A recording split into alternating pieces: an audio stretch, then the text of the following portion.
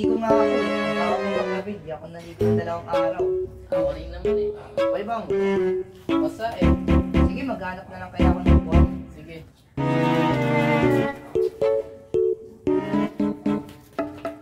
Tayo yun.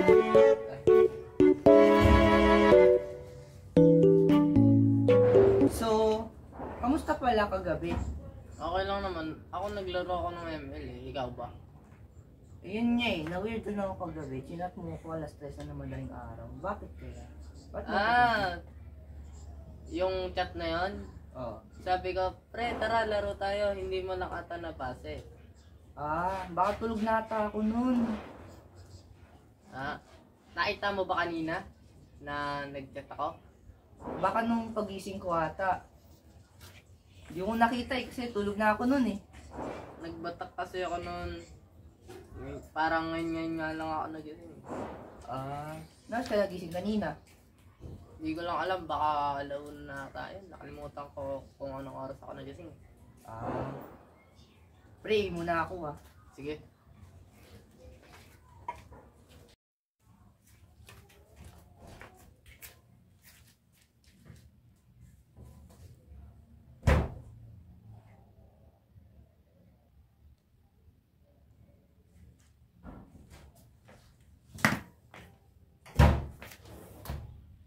May papel?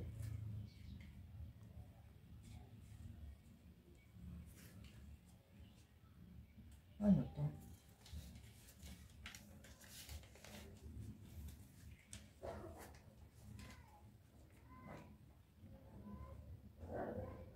February 15, 2014.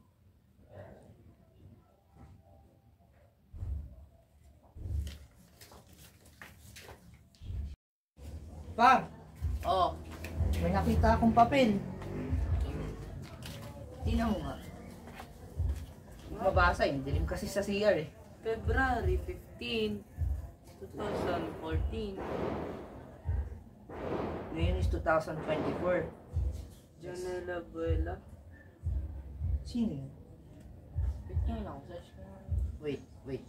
May sulat siya, After ng Valentine's kahapon, nainis ako dahil wala akong magawa sa buhay ko. Kaya nagdesisyon ako na lumayas at di na ako babalik. Late Happy Valentine's Day. Bye-bye fam. Janela Buela. Wait lang search ko lang. Search mo. Sa Google.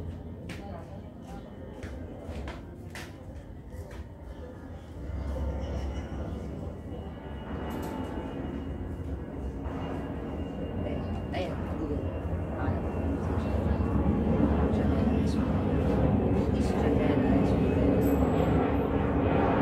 Yan.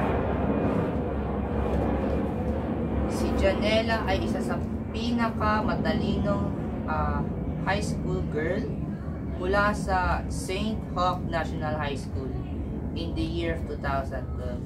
She received 94 in her grades. But in year 2014, she vanished. Wala siya. Ibig sabihin nito, noong 2014 daw, lumayas daw siya. Kagaya na sa sulat kanina, di ba? Sabi daw lumayas daw si Janela Escuela. Oo. Ano ibig sabihin? Lumayas. Wait, parang may naalala ako. Ano? Naalala mo yung sinabi ko sa'yo nung chinat kita nung isang gabi? Oo. Yung may nakita akong babae naka-pambihis tapos nakalikot siya. Ayaw pakita niya yung mukha niya. Yung babaeng yun, tsaka yung picture na nakita ko dito, isa lang yan. Eh di, ibig sabihin, dumadalaw siya. Bakit siya Pero nagpaparamdam? bakit? Bakit siya nagpaparamdam sa akin? Pero sa'yo hindi. Yung ko siya nararamdaman ko yung gabi. Hindi eh. Miski anino niya. Wala. Nakita ko siya ng isang gabi nung pagtulog ko, nakapilakalikod sa babae, sabi daw niya tulong. Nangangailangan daw siya ng tulong. Guguluhan ako dyan. Oh wait, may nakita akong picture. Janela Escuela's letter. Wait a second. Ito yung letter na binasa natin kanina. Oo.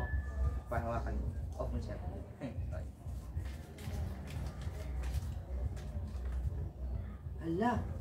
Parehas nga. Sulat kamay niya to eh. Sandali. Feeling ko, sinulat niya to bago siya lumayas. Then 10 years later, nahanap lang natin dito. Baka siguro tinapon yata to. Baka siguro tinapon natin ng family niya nung hinahanap na siya. Kaya lumipad dito sa atin. May address. OMG. Para alam mo yung St. Roque National High School, di ba doon tayo nag-aaral? Oo. Hala. Par,